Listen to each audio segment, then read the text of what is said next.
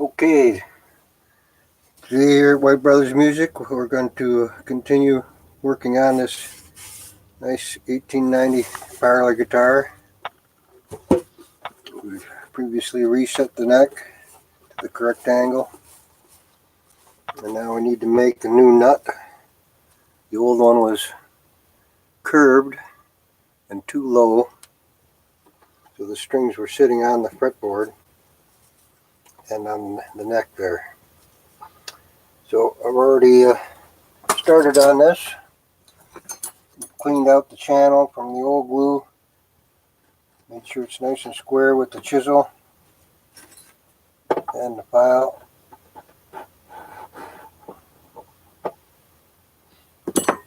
And I've cut out a blank from a piece of bone. So it'll fit in there nice and snugly.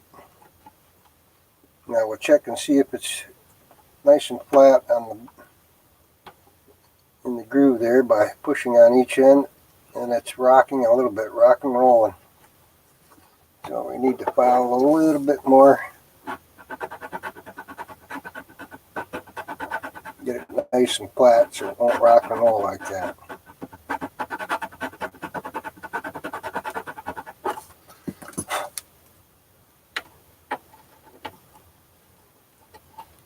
Yeah, that's just perfect now, no more movement.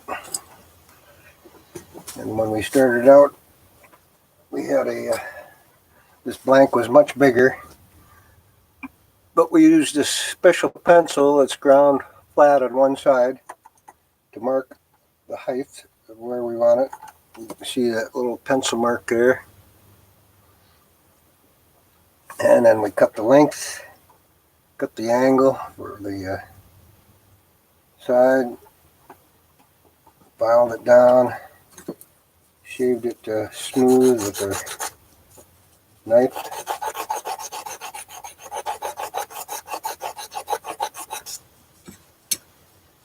And then we'll sand that down so it's nice and smooth.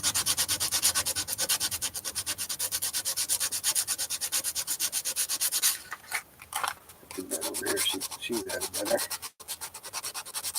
We have a carpeted surface, so it helps get a nice smooth surface on it.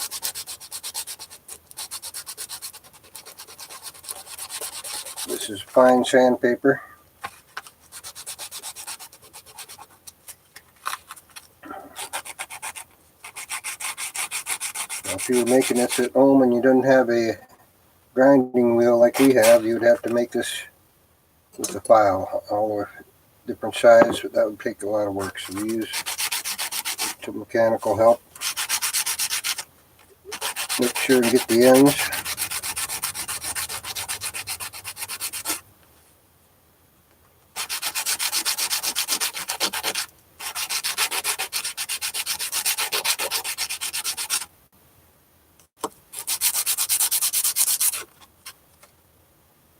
It's looking pretty smooth. You want to make sure that front edge is nice and smooth too, so it doesn't grab the strings. And the corners are rounded so you don't hurt your fingers when you're working on the instrument, changing strings and things.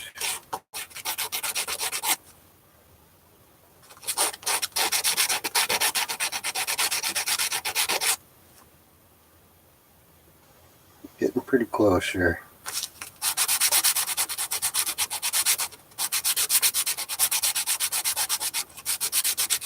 A lot of traditionalists in the old days, they would make the nut oversized, and after they glued in, then they would cut the top and cut the sides to fit. If you're making a new guitar, that's a good way to do it. I find it easier when you're doing a replacement to have it all fit, so you don't have to worry about scraping up the original finish. And then we'll get some even finer sandpaper and give it a nice smooth buffing there. It's a wet dry type of sandpaper. Micro mesh actually is the brand name, I believe. It's like a 4000 grit.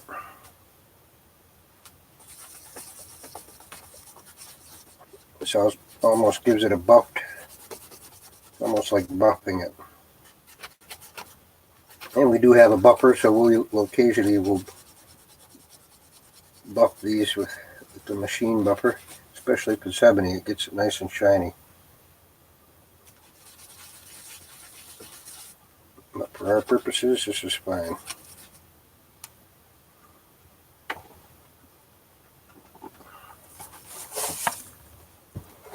And you can see how the angle here on the nut is the same, lines up with the angle of the peg head.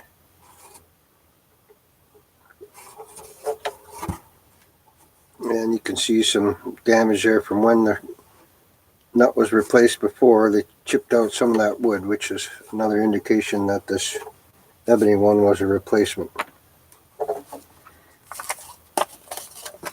So I got our hot glue all ready to go, nicely fit. Oh, one other thing we're going to do is going to blacken this wood here with some nigrosine black dissolved in alcohol, because once you get the nut on and you try and do this, you get the nut all black, and we don't want to do that.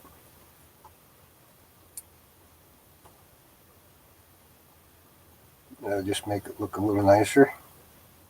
You can see right here, that's where the low E string was actually hitting the wood there. It was so low. And we'll put a titch right there too, where the wood was chipped away. That's a very small piece that was chipped away, so there's no point in trying to replace that. All these other nicks we'll probably just leave there, just because it gives it a it reflects its history. Up from the top view, we wanted to get rid of those little chips and divots, just so it'll look nice and clean.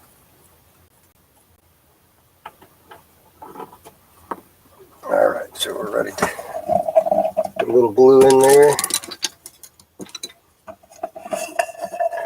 You can see this is a traditional hide glue, which is what this guitar was put together with originally. This is a hot glue pot,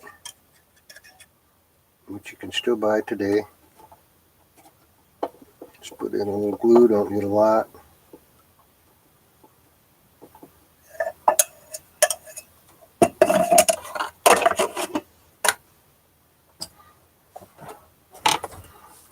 And because it's such a nice tight fit,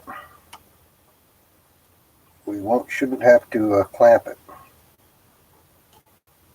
We call that a vacuum clamp, because once you stick it in there and wiggle it back and forth, it creates a little bit of a vacuum. So you can actually, it's hard to pull it out now.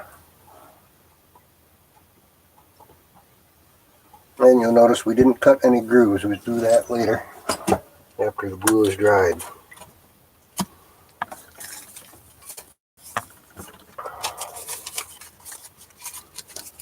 And we'll wipe off the excess glue.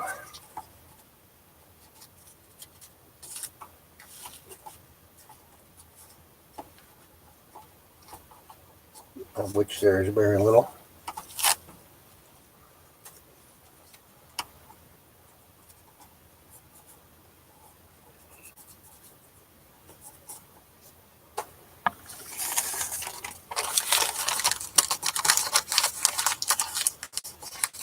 Well, I did drip a little bit on some protective fabric there. We got foam fabric to protect from scratches.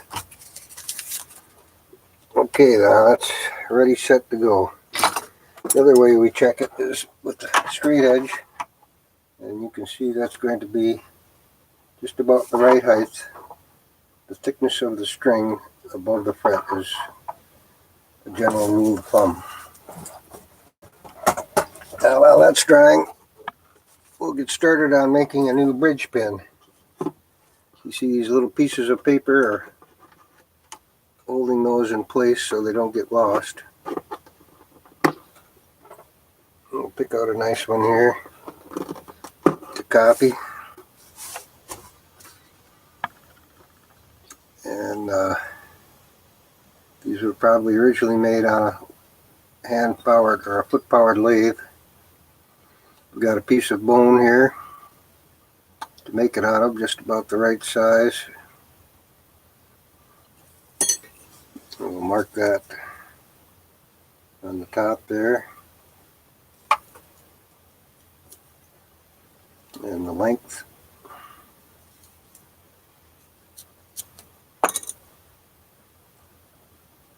And what we should probably do now is, we've got a drill bit just the right diameter to drill that hole in the center. So we're going to do that first, just so we know we've got a good top. Mark the center.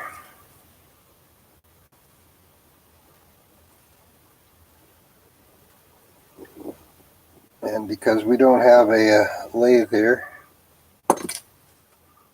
that would take a while. And it would need to be a very small lathe. Yeah, actually you can see the little pinhole at the bottom there from the original lathe. That would make it easier, but since I'm only making one, the time it takes to set up a lathe, even if I had one, would take about as much time as it would for me to make this. So I'm going to step away from the camera for a second and drill that.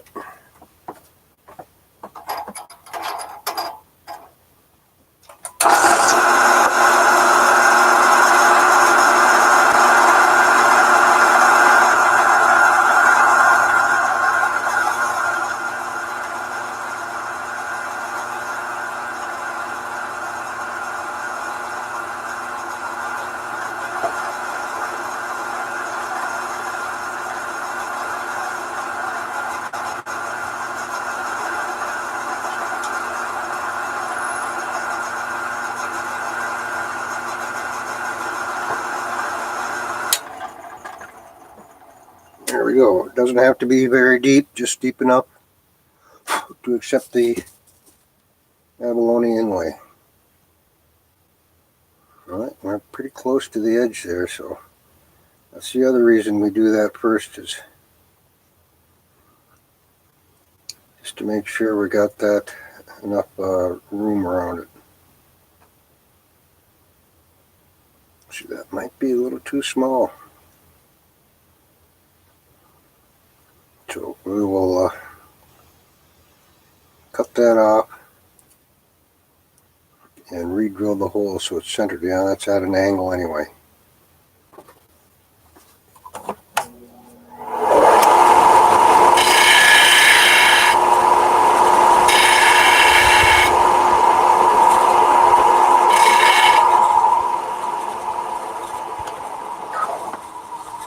Alright, we cut that down a little farther, which is actually a good idea because it's a more solid, clearer piece.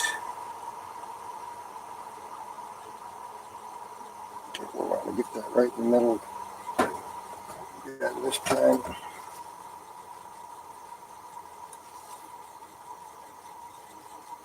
yeah, it's just barely big enough.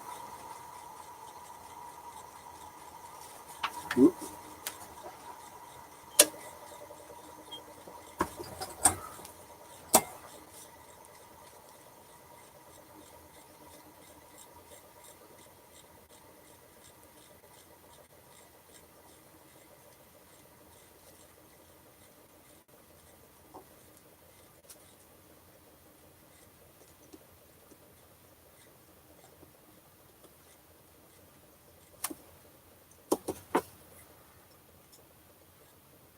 Yeah, it looks like it's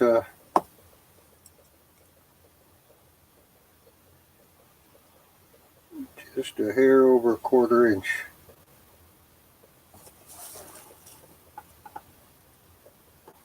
Now there is a little bit of a variation in these. Some are a little bit bigger, some are a little bit smaller.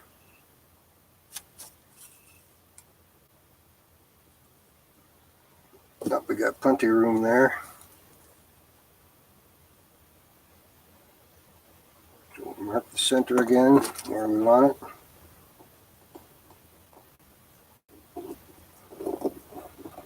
I think I'm going to get a little bit better starter hole this time. So I'm sure to get it in the center.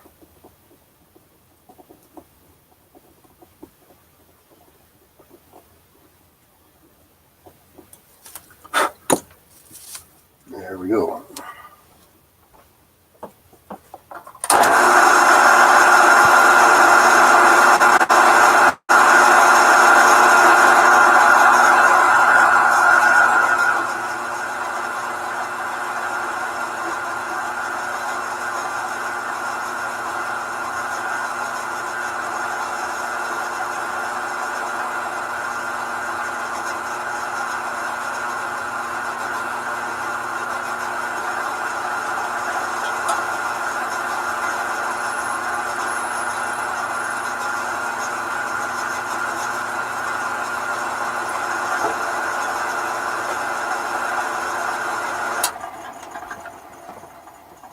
Alright, that's much better. And you can see that some of these are a little bit off center. Like this one's right near the edge. This one's pretty well centered. So they must have drilled the holes after they made the pins on the lathe. So now we can cut around this with our saw. Our little jigsaw here.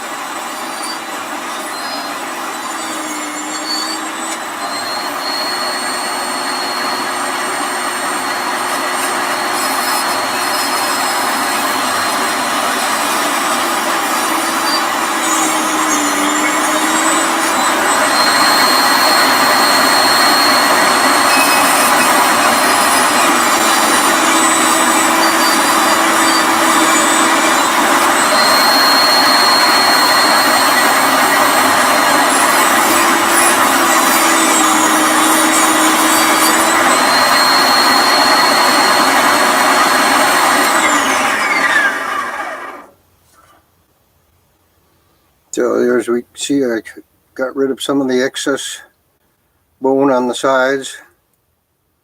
The rest of that I'll have to do by hand to get that nice and round. So we will use a circular sander to get it started.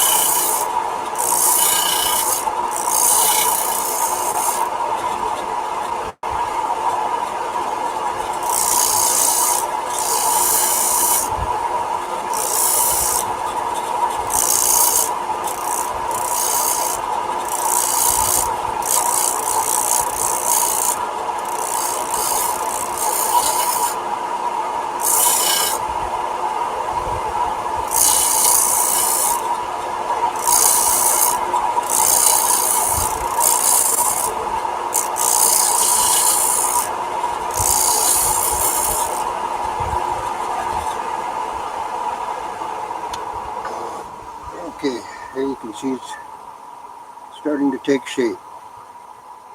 Use power tools to get it roughed out, and we'll do the rest by hand. And that'll be our next episode. We'll be working on the bridge to try and get that restored, and we'll show you how this bridge pin came out. Thanks for joining us again here at White Brothers Music, working on this 1890 Parlor guitar.